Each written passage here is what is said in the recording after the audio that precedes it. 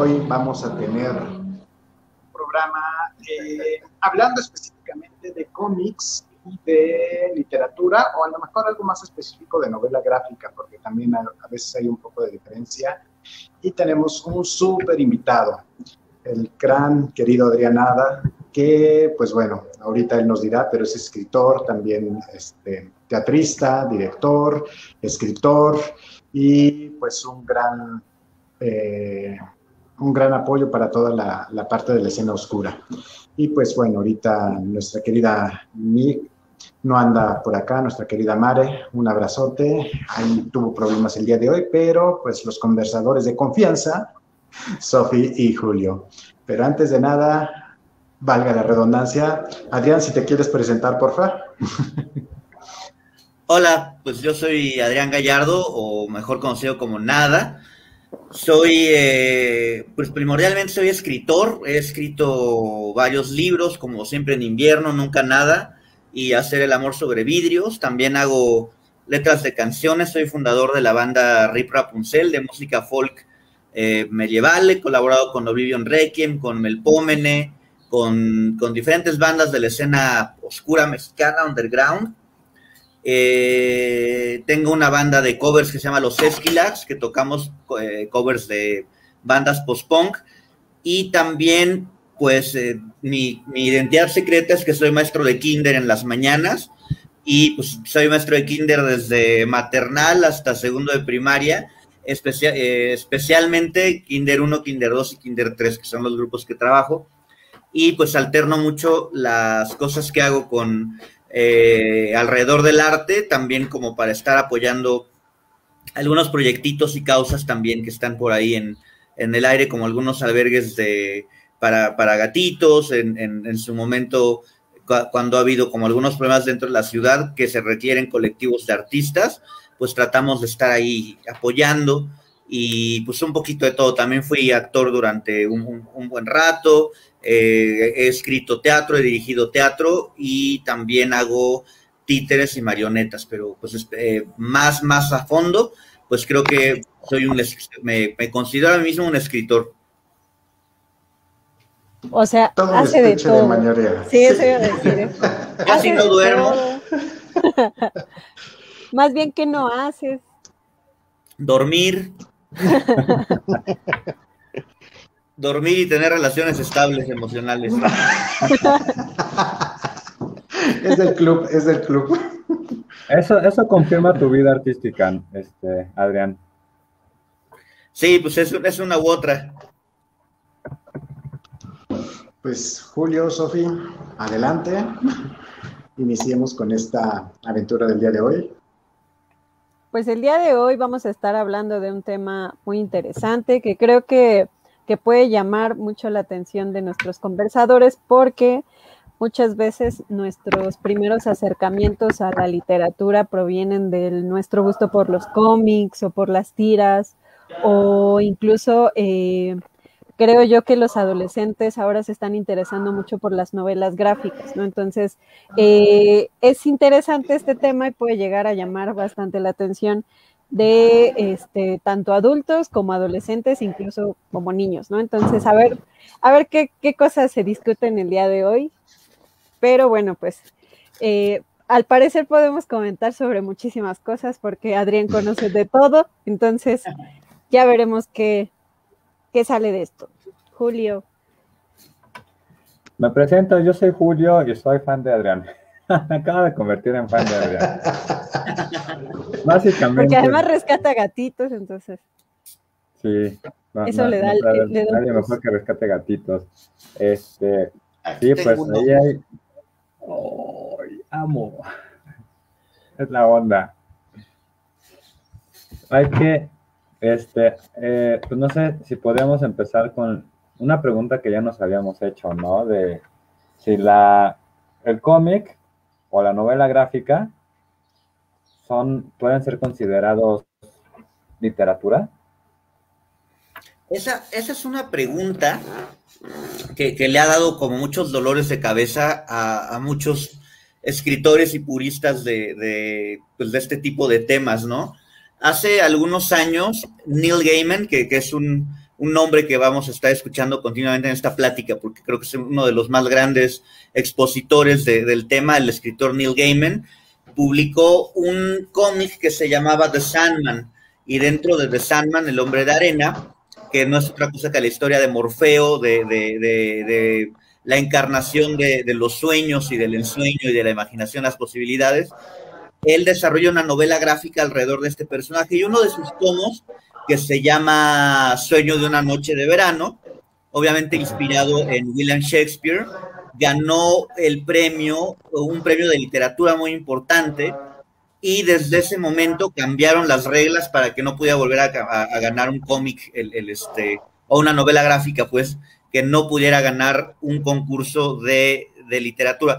Obviamente el cómic es literatura, la novela gráfica más que el cómic, porque tiene muchas diferencias. Una novela gráfica es autoconclusiva, o sea, una novela gráfica te cuenta una historia definida y es un solo escritor generalmente, eso es muy importante, es un escritor y generalmente muy pocos dibujantes, si no es que el mismo dibujante. Los cómics seriales, como El Hombre Araña, Los Hombres X, Los Vengadores, Los Cuatro Fantásticos, Batman, pues pasan por muchos procesos que van haciendo que pierdan calidad. Por ejemplo, El Hombre Araña, ahí tiene etapas muy buenas, etapas muy malas, depende como del escritor, pero llega un momento en el que se quema, ¿no? Tomamos en cuenta de que estos personajes están vivos desde los 60s, ¿no? Son parte de la cultura popular, y estamos en 2020, entonces se van desgastando.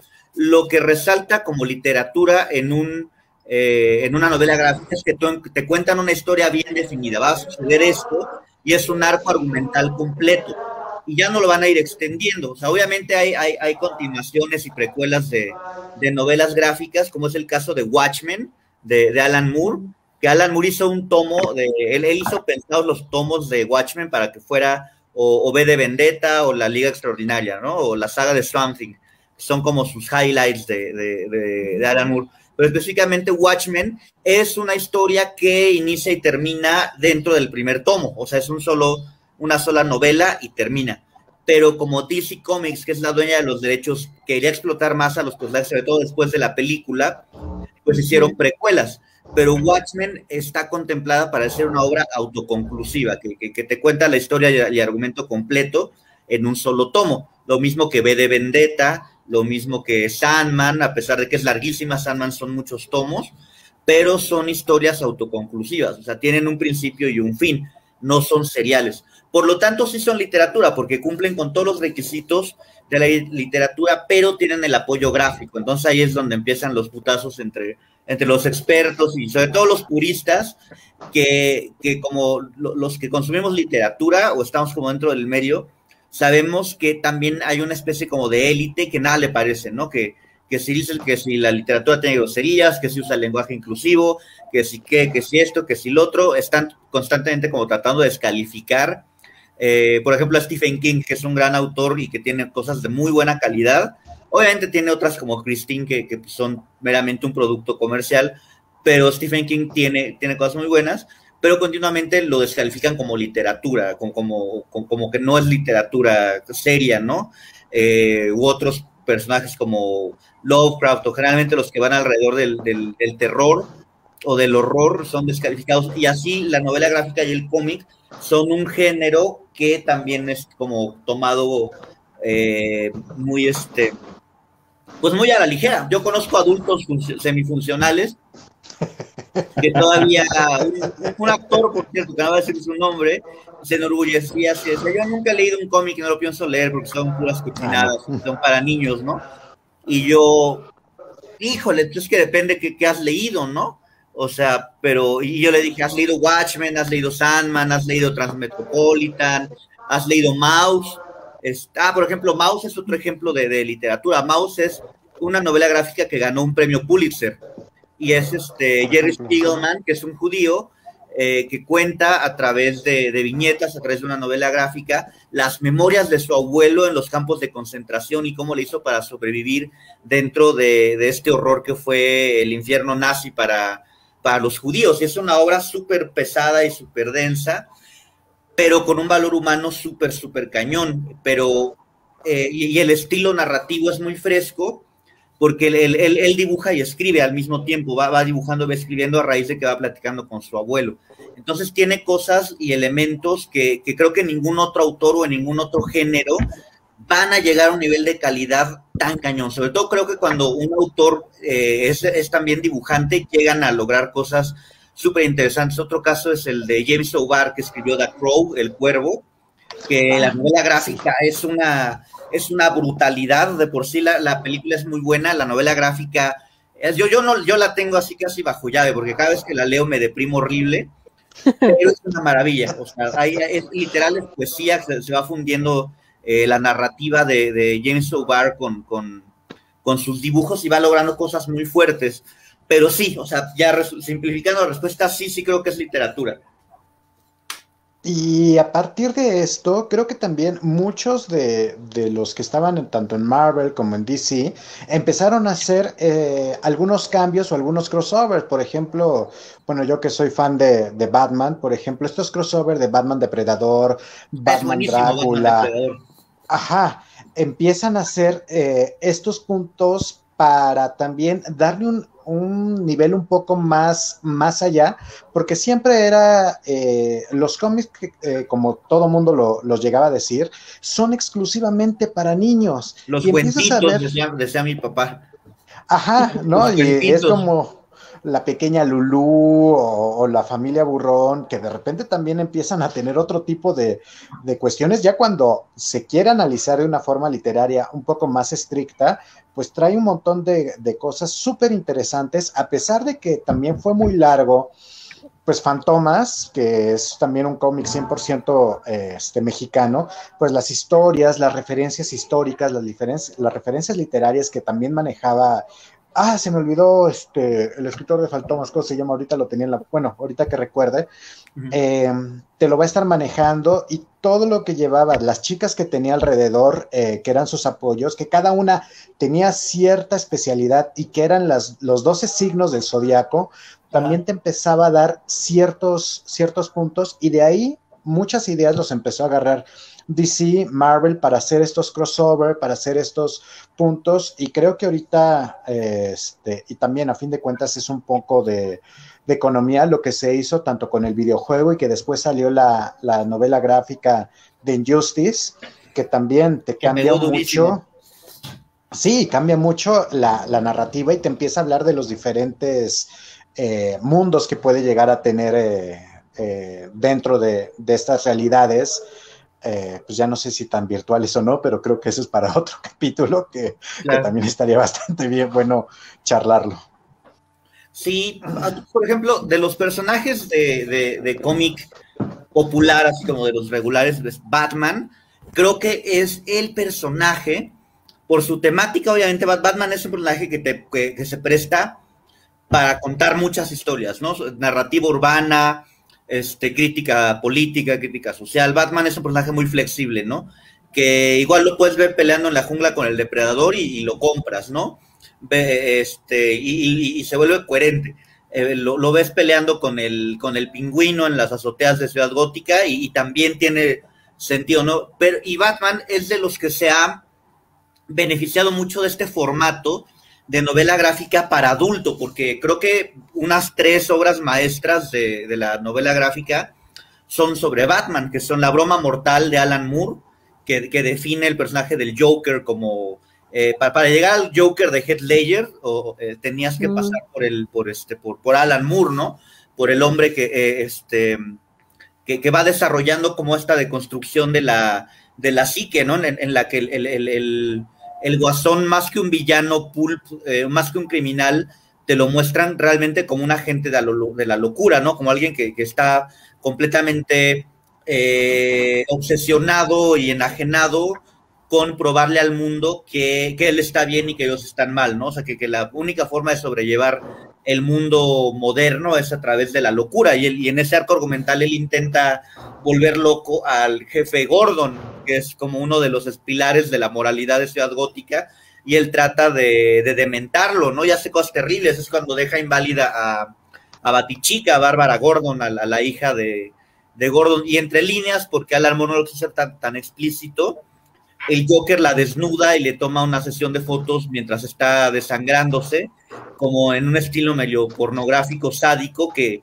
pues son cosas que en el cómic común no veías, ¿no? O sea, no veías ese nivel de sadismo y de violencia. Otro, que es de los grandes maestros, ya fue Alan Moore, que es Frank Miller, el escritor de Sin City, de La Ciudad del Pecado, de 300, de la época de oro de Daredevil, que él publica El Retorno del Caballero Oscuro, ¿no? De Dark Knight Returns, que fue como la novela gráfica que revolucionó la narrativa en torno a los personajes, a los superhéroes, ¿no? Porque siempre se hace una división dentro del cómic, pues hay divisiones, ¿no? Y está como por un lado los que se les dice respectivamente las capas, que son pues Superman, Batman, los Hombres X, todos estos, y la que es considerada como novela gráfica seria, ¿no? Que ya sería como La Liga Extraordinaria, Watchmen, Doom Patrol, generalmente todo lo que publica Vértigo va como en Hellblazer, en este tipo de cosas, Fables, que es una maravilla de serie,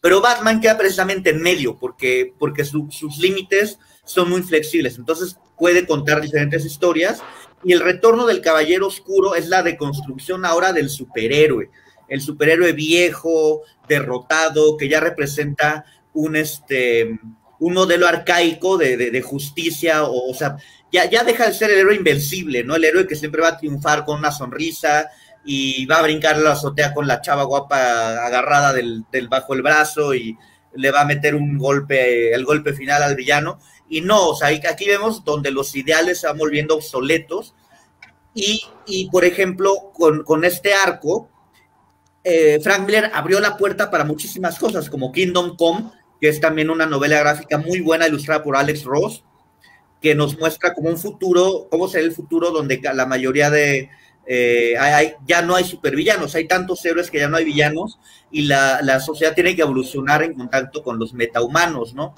Nos lleva hacia el viejo Logan, una serie de cómics también en la que está basada la película de Logan, que igual vemos a Wolverine en el mismo estilo, ¿no? Un Wolverine con un factor de curación que ya no sirve, con las garras oxidadas, derrotado, sin ganas de pelear, porque creo que también algo que a la sociedad, algo que le gusta más que sus ídolos a la sociedad es verlos caer. Entonces, con el regreso del Caballero Oscuro, nos abren las puertas hasta llegar a la muerte de Superman o la caída del murciélago. Muestra que los héroes y sus ideales son falibles, porque los cómics de la Edad Dorada, de antes de los 80s, pues eran tremendamente cursis, ¿no? Hay unas cosas muy buenas, pero sí era como yo voy a ganar porque los buenos siempre ganan y yo represento la justicia, la honestidad y bla, bla, y teníamos como muy, muy presente esta lucha del bien y el mal, y era blanco y negro, ¿no? O sea, no había matices.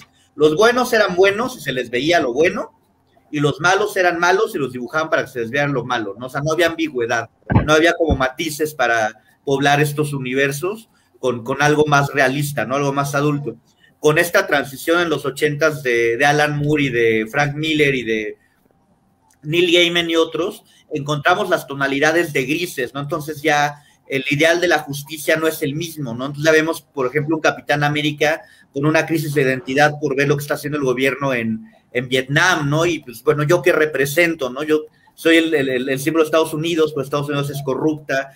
O vemos a Punisher, al castigador, pues con sus monólogos, ¿no? O sea, no, para mí creo que lo que se debe de hacer es eliminar a la escoria, ¿no? Vemos al Hombre Araña también, pues por un lado combatiendo el crimen y por el otro, pues enfermo, ¿no? Hay cómics donde trae su bufanda y trae su chamarra porque es invierno y él está enfermo y no puedo dormir, pero pues el Duende Verde anda suelto y pues ¿qué se le va a hacer, no? O tiene que escoger entre comprar los químicos para hacer sus telarañas o pagar su colegiatura o su renta, ¿no? Entonces, el Hombre Araña sufre por ser el Hombre Araña, y son esta maduración de los personajes que nos lleva a todas estas sagas que ahorita vimos un mundo maravilloso para ser geek ahorita, ¿no? Si dijo eso, ojalá hubiera llegado hace 20 años, ¿no? Bueno, no seríamos señalados. Todo el puesto de periódicos, no sé, yo cómic que cayera lo leí, desde la pequeña Lulú, Archie, Betty Verónica, hasta los que me caían del Hombre Araña, que eran grandototes, de los Vengadores, todos hasta los underground, como el Mil Chistes, la Hermelinda Linda, todos estos, ¿no? Y ya hasta que mi papá me cachó un día hablando como el Santos, como que ya se empezó a fijar en qué estaba comprando, ¿no? Pero sí, ahorita yo nunca imaginé, la verdad, que en México se fuera a publicar, por ejemplo, todo Sandman. O sea, que tú puedas ir a un Sanborns y decir, dame Sandman, dame Sin City, dame Fables, dame a Hellblazer, hay una opción que híjole, ahora que soy adulto y los puedo pagar, ya no sé qué hacer con mi vida, pero que antes no teníamos opciones, ¿no? Y teníamos editoriales en México que las publicaban muy a cuentagotas, todavía tenían mucho miedo al formato, ya ni hablar de sacar cómic hecho en México, que novelas gráficas, ya que toca la fecha no se ha logrado establecer bien, pero ya hay muchas editoriales que publican cosas como ¿cómo se llama esta que es maravillosa?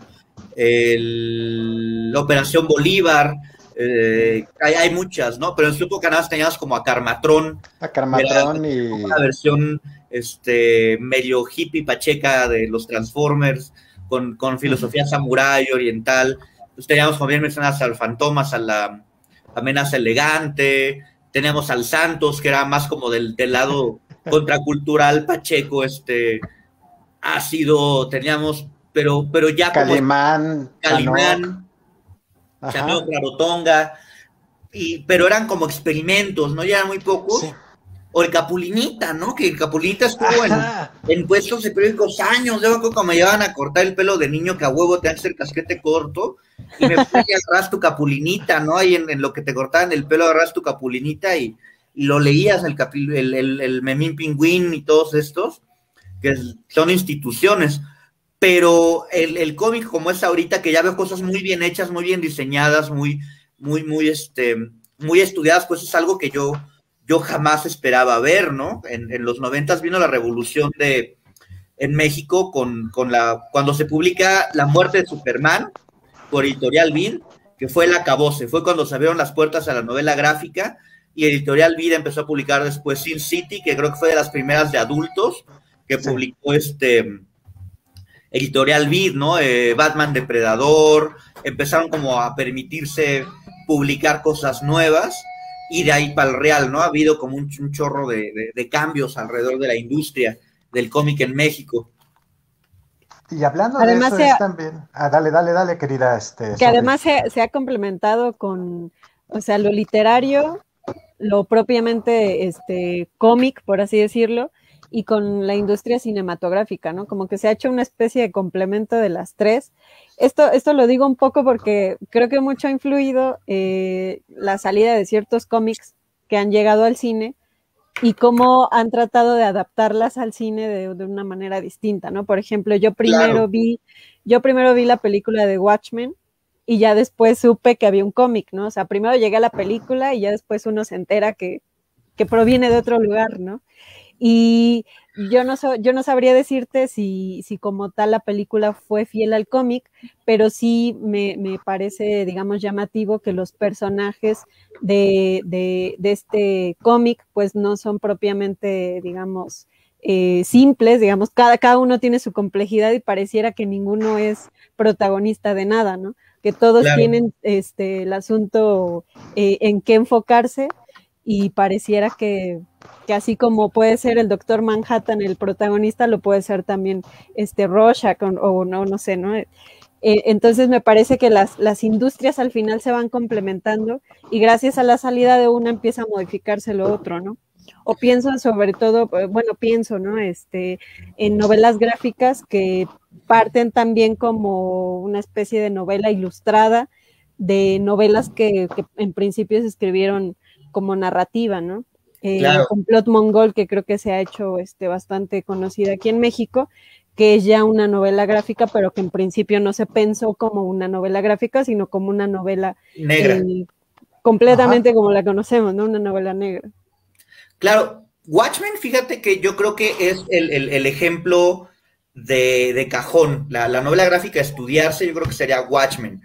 Porque sí, indiscutiblemente tiene una profundidad de personajes, pero también juega como con los arquetipos de los superhéroes, Y es que este estilo de Alan Moore que llevó luego al hiperrealismo, de Brian Michael Bendis con los Ultimate Spider-Man y Ultimate Avengers, todo esto, Alan Moore sí es de los que juega con la idea real de cómo sería la sociedad si existieran, no ya los metahumanos, un metahumano, si hubiera un superhombre en el mundo, cómo afectaría. Obviamente sería un desbalance geopolítico cañón, o sea, cambiaría como nuestra forma de percibir la realidad y de manejar la política. Watchmen es bien interesante porque originalmente iba a ser contada con personajes de DC Comics, con personajes ya establecidos, pero como Alan Moore los quería matar y los quería como llevar a lugares muy oscuros, no lo dejaron utilizar. Originalmente, por ejemplo, lo que se convirtió en el Doctor Manhattan estaba planeado para el Capitán Átomo, que es un héroe nuclear también, que es muy poderoso de DC Comics, que se agarra a zapes con Superman y todo. Por ejemplo, Rorschach está basado mucho en Batman, en cómo sería un hombre sin superpoderes, pero obsesionado con la justicia, ¿no? Y Alan Moore ya lo lleva a la demencia, ¿no? Rorschach es un personaje totalmente disfuncional, ¿no? No es alguien que podría integrarse a la sociedad nunca en ningún momento, ¿no? O sea, ni siquiera se pudo integrar a la población de una prisión. Es un hombre totalmente obsesionado por su sentido retorcido de la justicia, con un trasfondo pues muy fuerte, ¿no? Que es hijo de una prostituta y que vio el abuso y bla, bla. Entonces, como Alan Moore quería contar este tipo de historias, él dice, ¿saben qué? Pues no me presten sus juguetes, yo voy a inventar mis propios personajes, ¿no? Entonces él crea los Watchmen y ya desarrolla esta novela gráfica que es súper compleja de analizar. Si un día tienen la oportunidad y tienen la novela en grapas, o sea, en tomos sueltos, pónganla en el suelo y ábranlas. Y neta, está muy cañón porque casi es un vitral, o sea, los paneles están diseñados para contar la historia casi matemáticamente. Van a decir que está muy clavado, pero no es cierto. Se han hecho estudios de cómo escribió Alan Moore ese cómic con Dale Gibbons, y sí, su técnica es impecable, así es como la novela gráfica por excelencia, y obviamente tenía que llevar al cine. Para mí es como que el ciclo se cerró, porque al fin y al cabo el cómic bebió mucho del cine, es arte secuencial. El cine tiene lo que se llama el storyboard, que es casi un cómic, y se cerró el ciclo completo. La película se volvió cómic, y luego el cómic se volvió película. Muchos, por ejemplo, empezaron a leer cómics por las adaptaciones de Batman del 89, ¿no? 89, ajá, con Tim Burton. Del 89. Muchos empezaron a leer cómics por las adaptaciones a cómics de las películas, ¿no? Como antes no teníamos esta facilidad de poner Netflix o de buscar el descargue, ¿no? O si no te das el VHS y querías como revivir Batman, pues sacabas tu cómic y te ponías como a leer otra vez, ¿no? Y ponías ahí tu cassette de Prince en lo que estás leyendo y todo esto, ¿no? Y entonces sí, o sea, el cómic dio la vuelta completa, el cómic llegó al cine y luego ahora ya hay cómics basados en películas y películas basadas en cómic y se cerró todo el circuito completamente. Y ahora también en este caso, por ejemplo, como no estoy en la casa, tampoco quiero presumir de más, pero pues esto que sacó Marvel, que fue la adaptación de los cuentos de Alan Poe y de Lovecraft, es una maravilla. En un inicio lo leí como que no le había entendido y no me gustó, pero ya después lo empiezas a revisar y ves las adaptaciones que hace cada uno de los autores, bueno, no de los autores, de los que reescriben. Puta, te queda la parte del dibujo, la parte cómo van llevando la narrativa por medio de las imágenes, es maravillosa. Y también de ahí, pues bueno, hay varias veces que para tratar de inculcar a la gente en la literatura, pues sacan las historias en cómics, como que también por ahí me lo encontré, que era el extraño caso del Dr. Jekyll y Mr. Hyde, y que también hay varias historias de este punto, como un Frankenstein, como de diferentes puntos, que es lo que estaba diciendo ahorita Adrián, que lo que te va a provocar es cómo puedo llegar a reinterpretar estas historias para hacerlas más atractivas y que que se pueda ver que la literatura no es aburrida. Y creo que los cómics, como en alguna vez lo estuvimos diciendo, también las novelas históricas que no son 100% basadas en los hechos, cómo te pueden estar acercando a todo este mundo de literatura. Ya si nos vamos más específico, pues bueno, son arquetipos que vienen desde la literatura griega, de ver cada uno de estos metahumanos o de estos hombres X, cómo sí tienen un punto en específico y cómo van avanzando hasta que van transformándose y pues bueno, ya también dependiendo de cada uno de los escritores te van cambiando esa historia.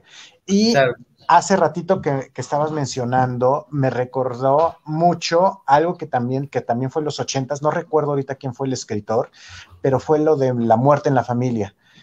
Una muerte en la familia. Ese fue un evento bien interesante. Exacto. Porque se volvió interactivo.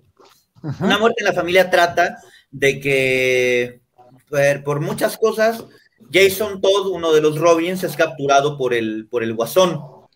Entonces, al final del penúltimo número, creo, de la historia, porque se publicaba periódicamente, pues DC Comics pone: si tú quieres que el Guasón mate a Robin, llama a este teléfono. Si tú quieres que Robin se salve, llama a este teléfono. Y entonces crearon 2 finales para la historia. Y sorpresivamente, los lectores de cómics que pues somos unos sádicos, pues votaron porque se muriera Robin, ¿no? Y no solo se muere, sino que luego lo revivieron, que les digo que es el problema de la continuidad de historias tan largas, ¿no? Que la tía May, la abuelita del Hombre Araña, ha revivido, creo, 20 veces. 20 veces.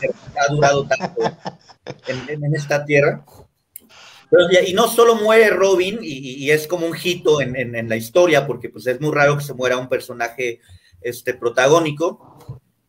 No solo se muere, sino que es una muerte brutal, súper sádica, que el Guasón agarra una barra de acero y lo golpea hasta dejarlo medio muerto, y luego le pone una bomba, entonces explota la bomba, y ya cuando llega Batman, pues ya nada más ve los restos de la capa y todo quemado, y pues es un momento también de mucho dolor para Batman, ¿no? Que por sí está bastante paquito, y en vez de gastar sus millones en terapia, sí, güey, tienes todo el varo del mundo, güey, puedes gastar los mejores psicólogos y terapeutas no, güey, me va a vestir de murciélago, vas a ir a repartir vergazo en la noche.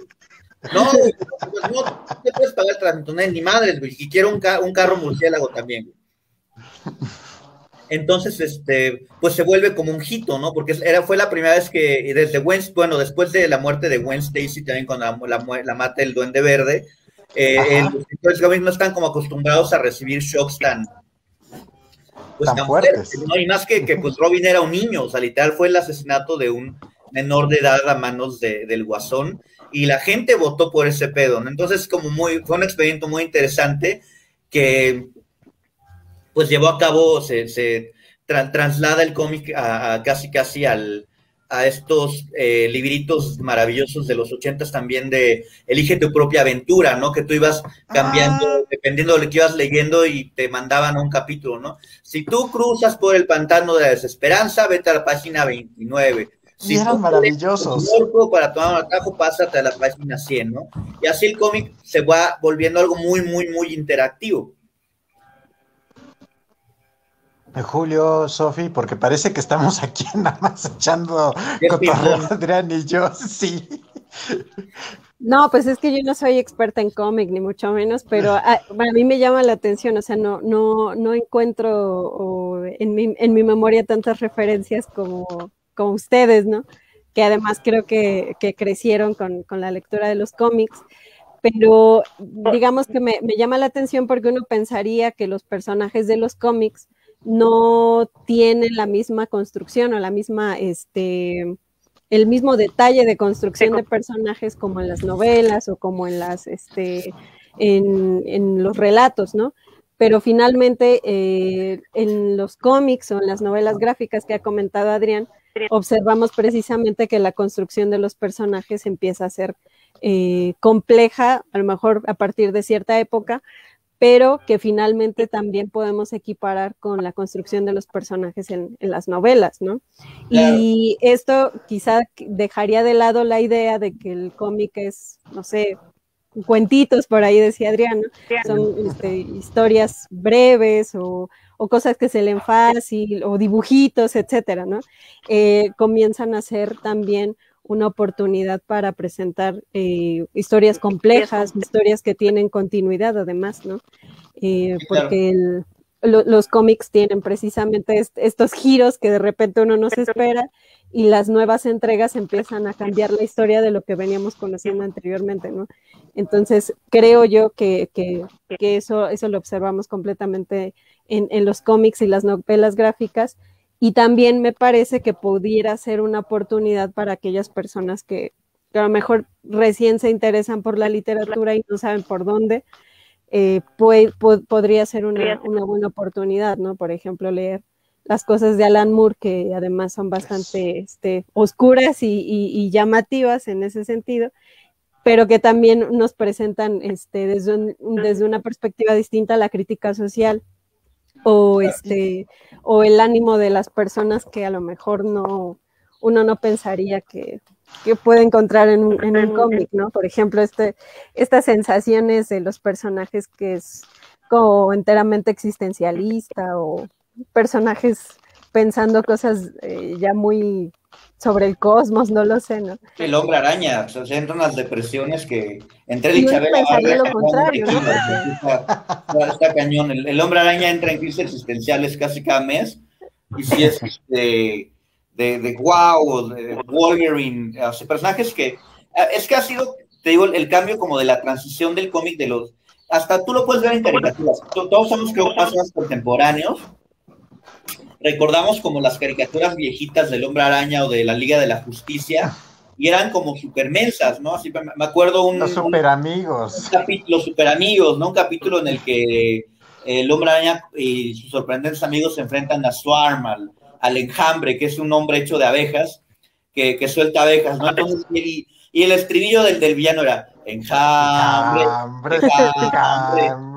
y era super menso, ¿no? De hecho, la tía me abre la ventana y hay una abeja gigante, y dice, ay, no voy a cerrar la ventana porque se meten los bichos, ¿no? Y sí, o sea, tú como de adulto veías eso y dices, no mames, el hijo es medio pendejo, ¿qué pedo? ¿Por qué ves estas cosas, no? O veías la Liga de la Justicia viejita con los gemelos fantásticos que uno se volvía siempre animales y otro cosas, pero hechas de hielo, ¿no? Así siempre era algo, una cubeta de hielo, una rueda gigante de hielo, una escalera de hielo, ¿no? Y la niña creo que se convertía en un gorila, en cabras, en cualquier animal. Y ahora esos mismos personajes han sido retomados y reescritos, y han ido evolucionando, y se convierten ya en personajes totalmente tridimensionales, no algo que era bidimensional, como lo que mencionaba el Capitán América va a ganar porque los siempre ganan, ¿no? Y pum, le pegaba a Hitler y todo el mundo lo ovacionaba. A convertir ahora, por ejemplo, el caso de Hulk, ahorita hay una de las series que se están contando ahorita, está el Hulk Inmortal, que es Immortal Hulk, que es totalmente oscuro, ¿no? Es como si David Cronenberg hubiera escrito los cómics de Hulk, o sea, a ese nivel. Nosotros veíamos el Hulk viejito en la serie de televisión, el tarararán, veías a Bill Bixby caminando todo deprimido,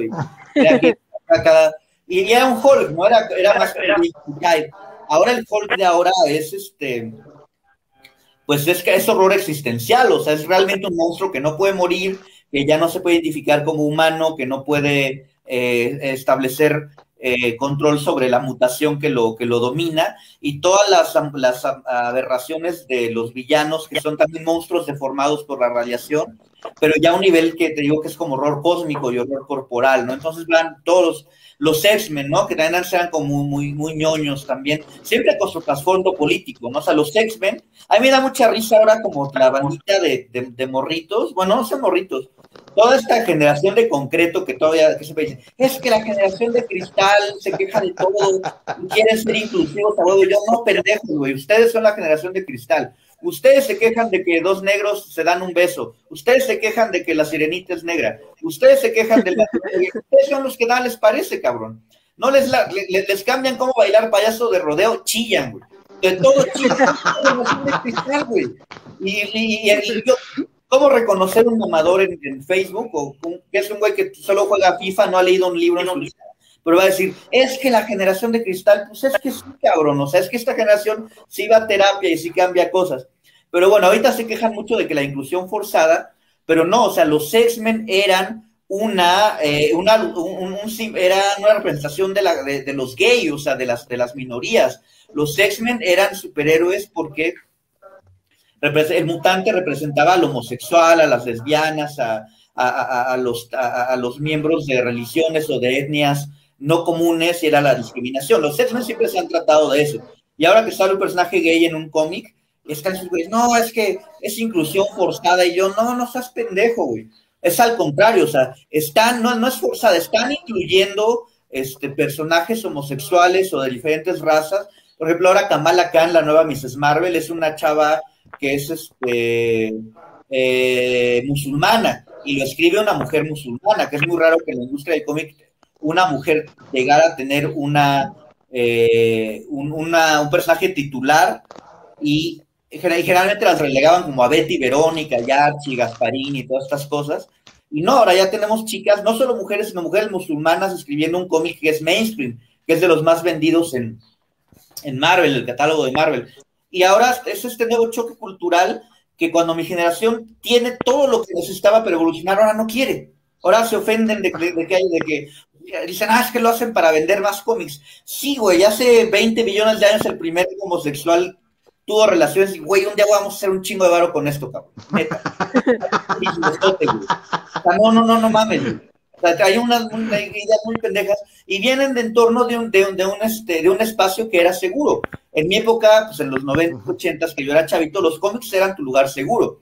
Y tú ibas a las convenciones de cómic, a mí me tocó la MESIF, me tocó la Con, que me tocó, conocí a Rius, a Sergio Aragonés, a Todd McFarlane, por ahí tengo un autógrafo de Stan Lee, y eran espacios seguros. O sea, tú eras un chavito caguengue como yo, ibas y conocías a otros chavitos caguengues y podías platicar de cosas que no podías platicar con otros chavitos en la escuela porque te buleaban, ¿no? Y el chavito que era gay podía ir y ser gay en la convención de cómics, y no al 100%, pero sí había más espacios donde platicar. Y ahora estos espacios otra vez están siendo contaminados por gente que tiene una idea tóxica.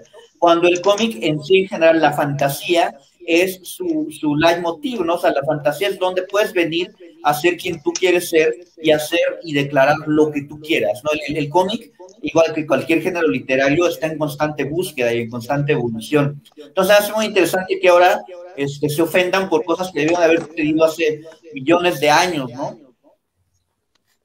Y precisamente te adelantaste, iba a hacer la introducción por medio de Constantine, que es otro de los que me gustan, y de ahí brincar a los hombres X.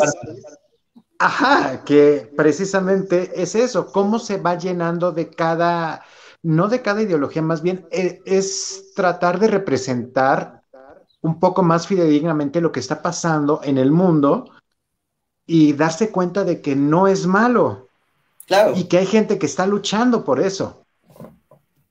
Sí, al fin y al cabo el cómic también fue y puede ser usado como propaganda. El Capitán América y muchos cómics de la Segunda Guerra Mundial eran propaganda, tal cual, y declarada y bestial, ¿no? Y tanto así que, pues, por ejemplo, también el Vaticano tuvo contrato con Marvel Comics y hay una adaptación en cómic de la vida de Juan Pablo II, distribuida y dibujada por artistas de Marvel Comics. El cómic puede ser un instrumento de salvación también, o también se puede, como cualquier arte, también se puede convertir en un instrumento de odio. También hay, en su momento ha habido cómics que propagan el odio o la xenofobia o el racismo, pero no son tan conocidos y no llegaron a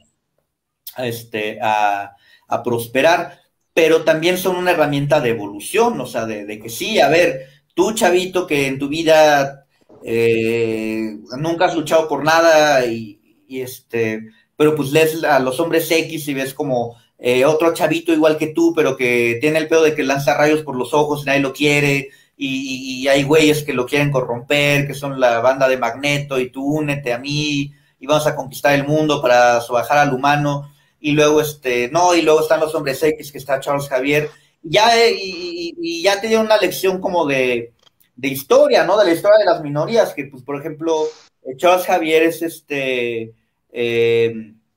Magneto es Malcolm X, no está basado totalmente en el fondo, en la manera de abordar los problemas raciales, pues es Malcolm X, y el profesor Charles Xavier es Nelson Mandela.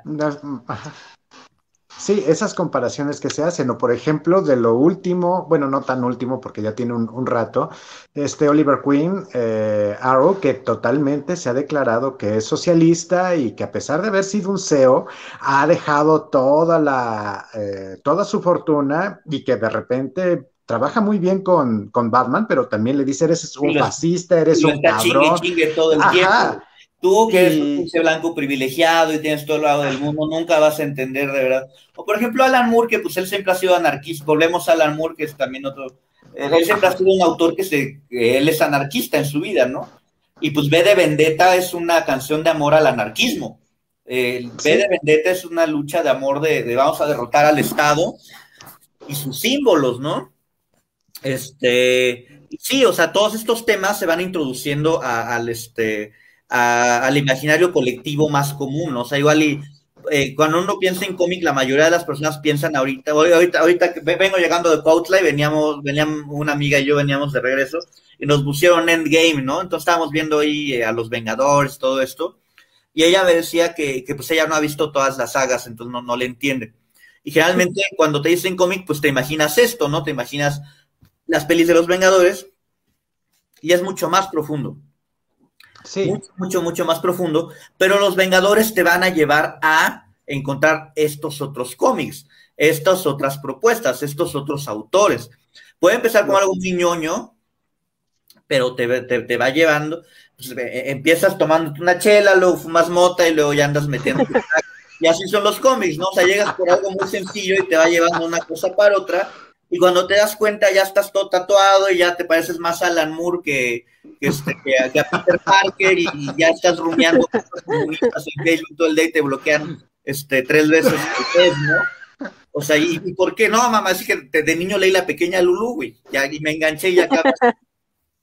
Sí, o por ejemplo, cómo han evolucionado, por ejemplo, esta serie de héroes, sí, es héroes, no me acuerdo. Hero. Sí, es la que está ahorita, Hero, ajá, no, la que está ahorita en Prime, en Amazon. En Amazon que es la bueno, de Invencible, que también The Boys. Dibujos Boys, que no, también... Invencible. Es que hay una que es con actores, que es The Boys. The Boys, que es una maravilla. También es una maravilla. Las dos son excelentes, tanto por actores como la de Boys, cómo te va dando la parte de publicidad y cómo pues identificas totalmente, este güey es Superman, esta vieja es fulana, es tal, y cómo te dan esta parte oscura de los superhéroes que no quieres que veas, o Invencible, que con también... los arquetipos.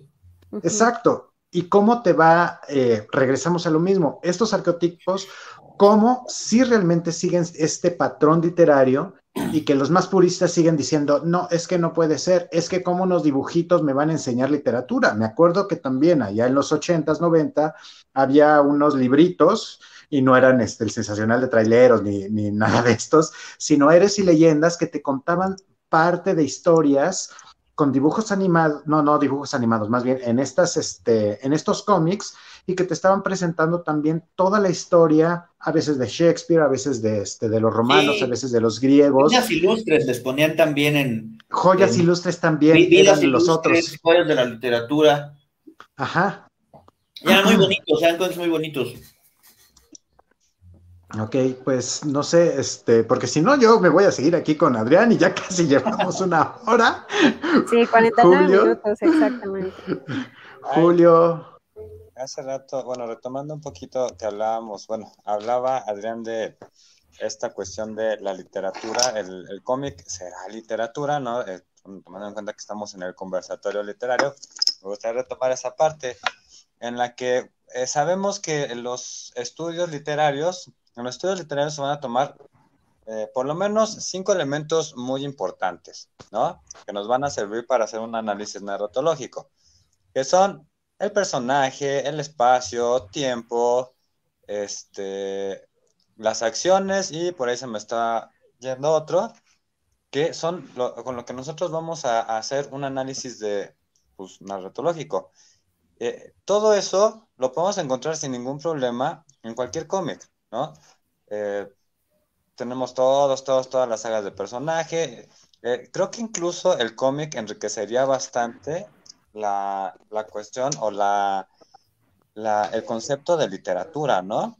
Porque, claro, pues, a fin de cuentas, el cómic, pues, tiene recursos que la literatura a lo mejor no, o que incluso la literatura, viéndolo como puras letras, ¿no? Sin dibujos, podría retomar o puede usar o puede, se puede ayudar, ¿no? En caso de que, bueno, además recordemos que la literatura, pues no sé por qué tenemos que estar hablando de artistas de la literatura, ¿no? Cuando la literatura siempre se ha encargado de destruir los conceptos previos de lo que era literario. Entonces, claro. si no pudiéramos seguir hacer estas evoluciones, pues, no sé, yo creo que seguiremos haciendo historias tipo Jasón y los Argonautas, ¿no? Que a fin de cuentas Jasón y los Argonautas, pues también era los Vengadores y Es el arquetipo heroico. de su época, porque es donde se juntaban todos estos héroes, ¿no? Y algunos superhéroes, pues porque algunos eran semidioses, y pues estaba Hércules, y Hércules, pues es el epítome del semidios, ¿no? Es el semidios que todo el mundo conoce, y entonces, pues sí es un poquito, yo creo que sí es un poquito ya muy abigarrado que estén con que eso no es literatura, esto sí, pues, señores, la literatura rompe los esquemas de la literatura. Como dirían en Los Simpson, ¿no? Malditos literatos, destruyeron la literatura. Pues creo que esa es la chamba de cualquier arte, destruir todo lo que esté atrás. Y nos toca, pues, evolucionar con eso, ¿no? Empezar a ver hacia adelante, porque pues, si vemos para atrás siempre nos vamos a tropezar. Entonces hay que ver un poquito para adelante y empezar, pues, a acercarnos a eso, ¿no? A ver nuevas propuestas. No sé si por ahí alguno de ustedes conozca algo que se acerque no, digamos, la literatura tradicional, pero que tome elementos del cómic. No sé, bueno, yo no conozco ninguna obra así, a no ser más o menos lo que nos presentaba Lafa hace rato de El Cuervo de Poe, ¿no? Creo que es de Marvel. Hay muchas, ¿eh? The Sandman de Neil Gaiman, interviene Shakespeare, interviene Poe, intervienen los clásicos, o sea, tiene que ver con literatura griega, con muchísimo. Alan Moore tiene una serie que se llama Providence, que él retoma el universo de Lovecraft y lo unifica en una sola trama. Y Alan Moore, Alan Moore y Neil Gaiman son de ese tipo de personas que me hacen sentir cucaracha y que no he logrado nada de que todo lo que escribo son garabatos con babas, porque tú agarras sus cómics y tienen una serie de alusiones literarias y acotaciones. Alan Moore tiene un cómic que se llama From Hell, desde el infierno, que es la historia de Jack el Destripador, que la adaptaron al cine muy mal, pero la adaptaron al cine con Johnny Depp, con soundtrack de Marilyn Manson, hace ya como 15 años, ya muy lejos, hace como 10 años. Pero tú lees el cómic original y es un tabique así, de este grueso, y la mitad del tabique son acotaciones. ¿Por qué? Porque Alan Moore replicaba tal cual cada elemento de la cultura victoriana y te explicaba la simbología de cada cosa, de cada paso que daba. La Liga Extraordinaria, que también la película es malísima, o sea, sí es muy malísima, mala. Sí. Muy en comparación con el cómic, no. Y es una cátedra de literatura victoriana. Es un equipo de investigadores o de luchadores de lo paranormal, pero que está basado en los personajes de la literatura victoriana, como Jekyll y Hyde, Mina Western de Drácula, Dorian Gray, elementos de Julio Verne, Dorian Gray, bla, bla, bla. Pero lo que casi nadie sabe es que la Liga Extraordinaria, esa es como su versión más famosa, pero se publica, hay uno por cada década, y Alan Moore tiene un equipo distinto de la Liga Extraordinaria dependiendo de cada década, y cada uno de esos malditos tomos es una cátedra de literatura por todas las alusiones y citas y huevos de Pascua, que yo, que me considero algo culto, una persona culta, no acabo de encontrar. igual de Sandman, tú lees de Sandman y te encuentras a Walt Whitman, a Emily Dickinson, te encuentras alusiones a arquetipos de la literatura. Por ejemplo, Prometea, también de Alan Moore. Cada tomo es una clase de magia. O sea, uno de los tomos de Prometea, literal, cada página es un arcano del tarot. Yo leo el tarot también. Y cada página es un arcano del tarot y te lo va explicando y va la evolución del tarot. Y luego el tomo 2 es acerca de la figura de la mujer en la magia, ¿no? Porque aparte de que Prometea es una clase de metafísica y de magia, es una clase de feminismo, porque Alan Moore lo escribe desde el arquetipo de lo femenino en el mundo heroico, que el cómic generalmente es campo de juegos para niños, ¿no? Y Alan Moore dice, no, Prometea es la encarnación de la imaginación, bla, bla, pero desde el arquetipo femenino. Entonces Alan Moore empieza a trabajar y te va contando cómo la mujer tiene que ser iniciada, tanto en la magia como en el heroísmo, casi por un hombre, ¿no? Y tiene que cumplir como por ordalías de las que ella se tiene que liberar, ¿no? De estos atavismos de que siempre tiene que haber un hombre que es el que sabe más, el gran maestro. Y así, o sea, hay muchísimas, 300 de Frank Miller, pues es la batalla de las Termópilas, no sé, o sea, me vienen muchísimas, tantas ideas que como que me saturo y me bloqueo de tantos referentes culturales. Por ejemplo, de Neil Gaiman vas a encontrar muchísimo. Esos son los más grandes. Pero, por ejemplo, hay uno que se llama, de Warren Ellis, que se llama Transmetropolitan, que es futurista, es cyberpunk, es la historia de Spider Jerusalem, que es un periodista retirado que un día se da cuenta de que se le acabó todo su dinero, se lo gastó todo en drogas, entonces tiene que volver a la ciudad, porque tiene que publicar 3 libros para tener dinero, y es un escritor que, o sea, es un cómic, pero no hay peleas, o sea, no es es un cómic de todo lo que hace este güey investigando y criticando una cultura pop ya súper hypeada, ¿no? Donde, por ejemplo, los periódicos te los inyectas o te metes una especie de tacha y te pasa toda la información de las noticias a manera de feromonas a tu cerebro, y ya, o sea, los sexos ya no tienen sentido porque hay intersexuales, interespecies, mutantes, el gobierno, el capitalismo rampante. Pero, por ejemplo, todo esto parte de lo que era el periodismo gonzo, igual que Miedo y Asco en Las Vegas, este tipo de periodismo donde el periodista es el que se vuelve el protagonista de su nota, la estrella de su nota. Spider Jerusalem está basado en este tipo de escritores, en este tipo de periodistas. También hay mucho cómic que tiene como tratamiento histórico, que te remiten mucho a la época beatnik. También es como una época muy celebrada y muy, muy utilizada dentro del cómic. El underground y el cómic siempre han ido de la mano. El rock and roll y el cómic también siempre han ido de la mano. Y el rock and roll también siempre ha tenido un torrido romance con la literatura, desde los Doors hasta Bob Dylan, hasta los Héroes del Silencio y los Caifanes, siempre tienen guiños de ojo a la literatura. Entonces llega un momento en el que todo está conectado y todos estos elementos de la cultura underground se van uniendo. Entonces sí, o sea, de que tienen que ver y van muy de la mano, van muy, muy, muy de la mano la literatura y el cómic, celebrándose mutuamente. Además, también en alguna sesión. No, dale. Sí, esto que dice Adrián nos hace pensar que no necesitamos, digamos, referencias explícitas, como por ejemplo adaptaciones directas de la literatura al cómic o a la novela gráfica, sino que incluso estas referencias se encuentran en historias independientes, que son, creo yo que es más interesante que ver completamente retratada una historia que ya conocemos, claro, a que sea más bien como de forma indirecta, ¿no? Y no sé, a mí me apabulla un poco todas las referencias que da Adrián, porque me dan ganas de buscarlas todas, ¿no? Y de alguna manera porque creo yo que nos resulta más interesante leer un cómic o una novela gráfica que hace este tipo de referencias o críticas indirectas a aquellas que son completamente, que podemos asociar fácilmente, por así decirlo, ¿no? Y que encontramos de todo, no nada más de lo literario, como dice Adrián, ¿no? De la música, etcétera, ¿no? Porque también creo que Alan Moore está metido mucho en el mundo del ocultismo, etcétera, ¿no? Entonces, sí, él se declaró mago.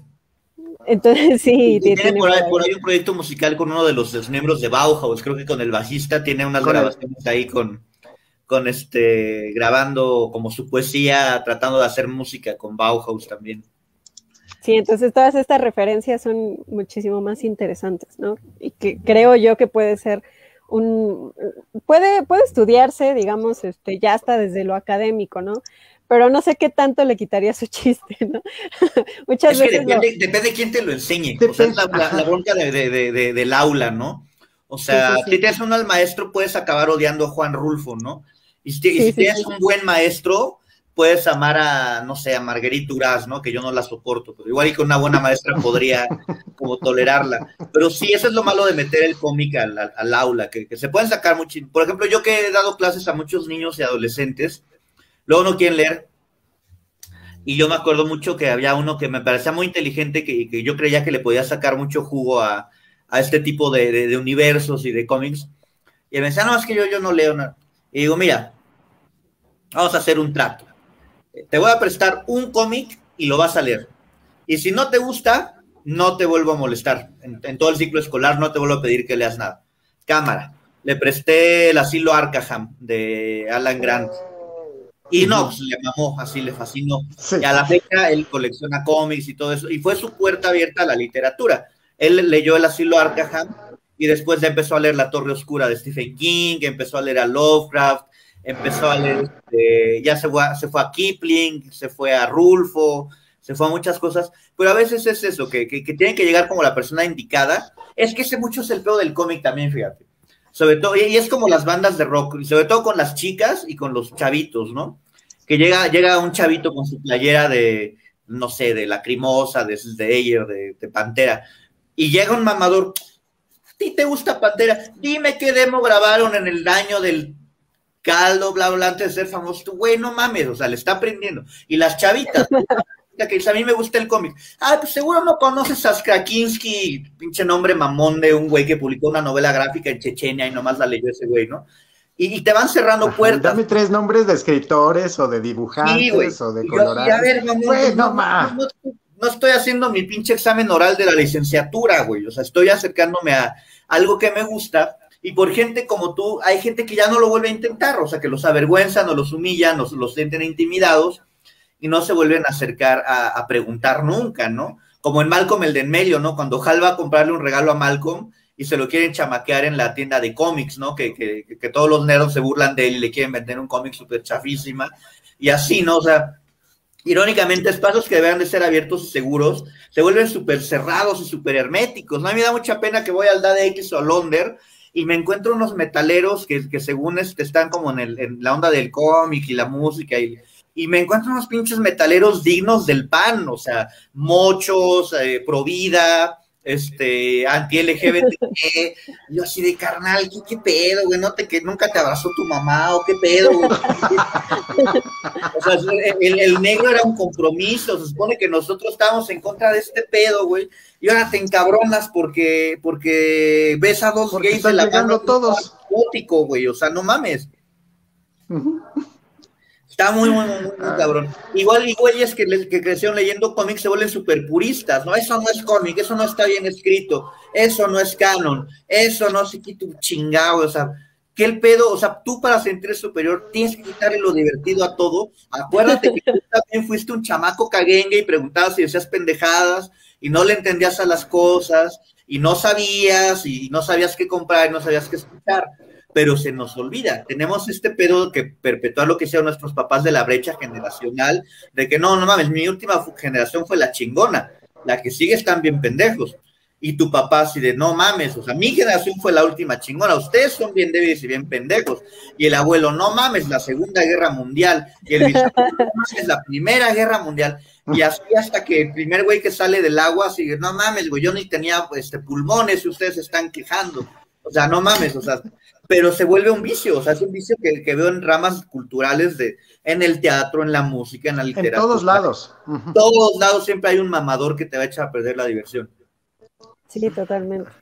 Y creo que esa es la idea de hacer este tipo de programas precisamente quitarle lo mamador a todo, ¿no? Porque si nos podemos, por ejemplo, a leer los cómics o a analizar los cómics desde lo enteramente académico, lo purista, como dices tú, pues probablemente encontremos cosas buenas, pero seguramente nos vamos a restringir también en otras cosas, ¿no? Y sí, claro, nos vamos a quedar con esa lectura nada más como formalista, ¿no? Y pues claro, no es la idea, ¿no? Sí, por eso son importantes los espacios como los que ustedes crean, que adelgazan estas barreras, y generalmente son barreras imaginarias. Sí. Bueno, ahorita ya no es tanto bronca, ¿no? Porque pues el internet nos ha facilitado mucho la vida, ¿no?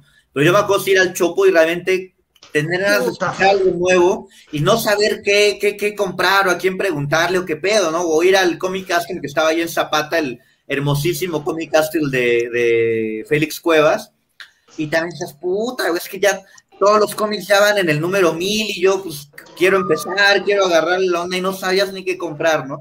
Y todos tuvimos siempre un amigo, un conocido, alguien buena onda que te llevó de la mano.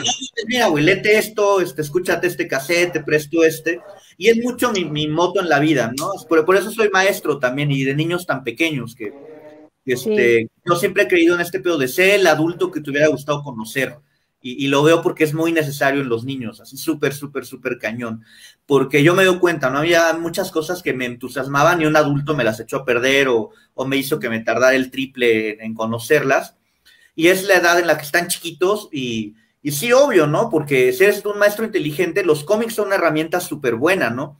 Que me dicen así, ay, maestro, ¿quién gana, Goku o Superman? Y un maestro normal, ay, no me preguntes pendejadas. Y yo, no, gana Superman y te voy a explicar por qué. Porque el sol alimenta las células kryptonianas, y ya les enseñas una clase como de cómo se alimentan las plantas a través del sol, que es cómo funciona el poder de Superman, ¿no? O quién ganaría, Batman o Iron Man, y les puedes sacar la plática, y son temas que a ellos les gustan.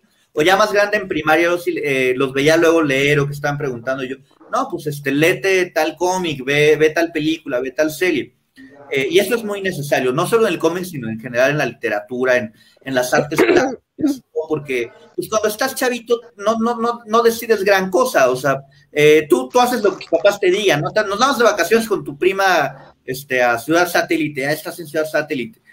No, ahora te vas a vestir de rojo y con tu corbata, ya ibas con tu de rojo y con tu pinche corbatita, y te vas a cortar el pelo así, entonces no tienes mucha elección, pero hay pocas cosas en las que sí puedes elegir, y una de ellas es tu imaginación.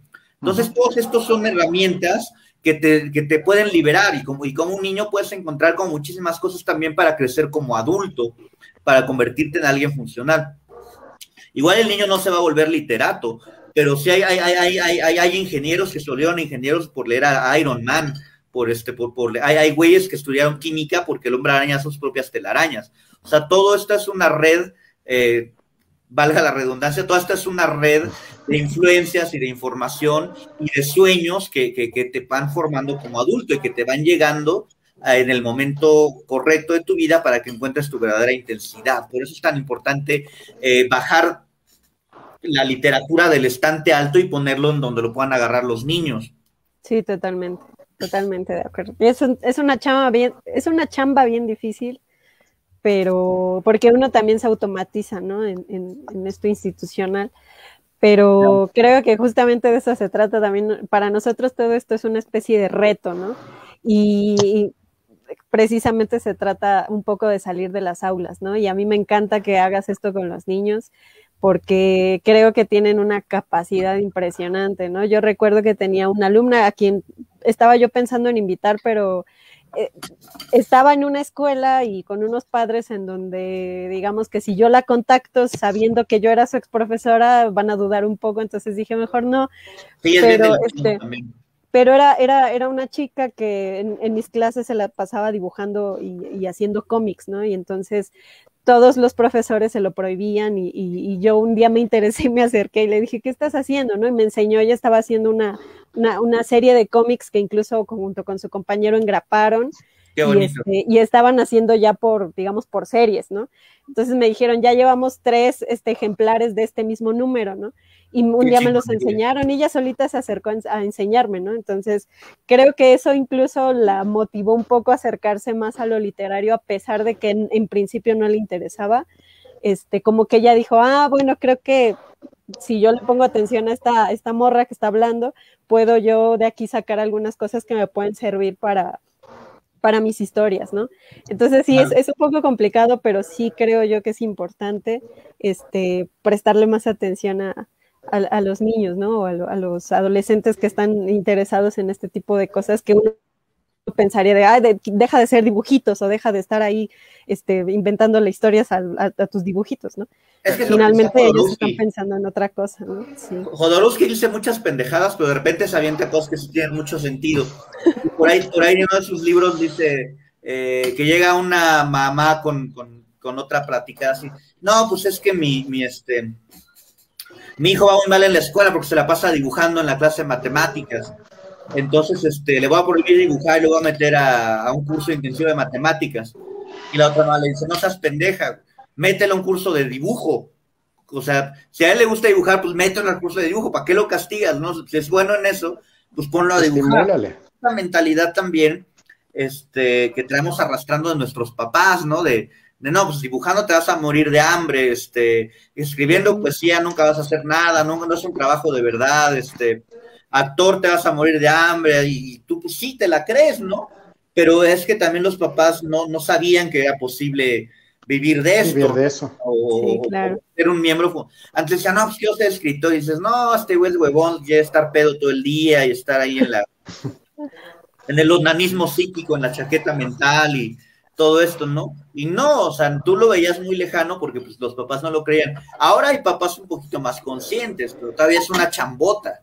Todavía es una chambota que no acabamos. Yo como maestro veo cosas muy tristes que luego me deprimen, ¿no? Así sí me ha tocado mamás que no, yo voy a sacar a mi hija de la escuela acabando la secundaria. ¿Por qué? Pues porque es mujer, o sea, se va a casar y la van a mantener. ¿Para qué estudia? Así de, cabrón, o sea, no te pases de lanza. Son atavismos que la única forma de salir adelante es con la cultura, o sea, es lo único que podemos hacer para defendernos de este mundo consumista y materialista y que nos está, literalmente que está destruyendo el planeta. Lo único que podemos hacer nosotros como adultos, porque nosotros ya valimos verga, o sea, la generación, ni siquiera la generación que viene es la buena, como 2 generaciones más van a ser las que se van a liberar de los atavismos si nosotros hacemos bien nuestro trabajo. O sea, nosotros tenemos que venderles el boleto a un destino que nosotros no vamos a conocer, que es el futuro, pero tenemos que tener fe en que existe y en que los niños y adolescentes van a llegar a él, porque nosotros evidentemente no lo vamos a lograr. Y la única forma de hacer eso es a un lado nuestro ego y recordar cuando nosotros también fuimos vulnerables, estamos deseosos de aprender y de que alguien creyera en nosotros. A veces no sabes lo mucho que le cambia la vida a alguien, que alguien le diga, güey, está súper chingón, lo hiciste excelente, está muy bien, es muy buena idea, eres muy creativo, nunca se me hubiera ocurrido a mí. Y no sabes que le puedes estar salvando la vida a un niño, o sea, puede ser la diferencia entre que se vuelva granadero o tenga una vida digna de ser humano. Sí, totalmente. O literalmente que se quite la vida. Sí, también, ¿cuántos niños y talentos desperdiciados porque no les pusieron atención? Exacto. Pues creo que esta reflexión que hizo Adrián, no me gusta llamarla reflexión, pero bueno, esto que está diciendo Adrián es bastante bueno para cerrar, me parece a mí, y que las personas que nos están escuchando pues sepan por dónde va la cosa y que también no le permitan a nadie que les impida qué hacer si les gusta, ¿no? Y si también creen ustedes que eso está chido, ¿no? Y se los hace sentir bien. Así que bueno, creo yo que es una manera excelente para cerrar este programa, porque si no nos la seguimos horas y horas hablando. Y muchas gracias por haberme invitado, estuve muy contento y gracias por abrir esos canales importantes de comunicación. No, y gracias a ti por aceptar. Esperemos que también cuando quieras regresar, cualquier tema que quieras, adelante. Esperemos que ya lo podamos hacer en vivo. Ahora, bueno, no en vivo, más bien en presencia. En persona, sí. Y pues también vamos a estar dejando ahí los enlaces de Adrián para sus libros. Léanlos, si son un poquito sádicos como yo. No, también tiene historias bien chidas. Y también síganlo por las historias que cuenta de sus alumnos de kinder. Son una maravilla, divertidísimo. Y pues una vez más, Adrián, te agradezco infinitamente. Gracias a ti, Lafa. Muchísimas gracias. Y pues Julio, bueno. Sofía, también gusto en conocerlos. Qué bueno que están aquí. Muchas gracias, Adrián. Pues aprendí un montón escuchando. Les mando un fuerte abrazo. Qué bueno que disfrutaron la plática lo mismo que yo. Sí, muchísimas gracias. Voy a tener que volver a ver el video, pero así con la pluma. Sí. Para correr a revisar los cómics. Claro. Sí, cómics, sí, libros. Pues que tengan muy bonito domingo y descansen. Igualmente, Adrián, muchísimas gracias. Hasta luego, que estén bien. Gracias a los conversadores también que estuvieron por aquí. Y pues nos empezamos a despedir. Esto fue el conversatorio literario en vivo. Gracias, bye. Hasta luego, bye.